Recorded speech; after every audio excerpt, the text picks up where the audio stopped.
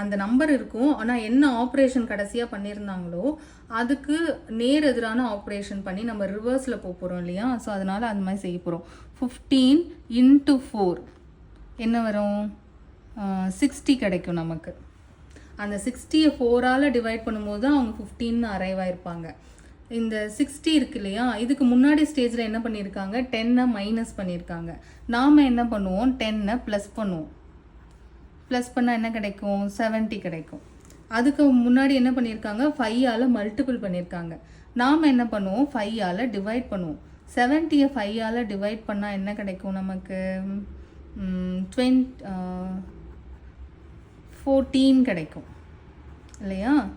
70யை 5ஆல் divide பண்ணுவோம். ஏன்னா divide பண்ணி பாருங்கள். 1 × 5 ரிமைண்டர் 2, அப்புறம் 4 × 20.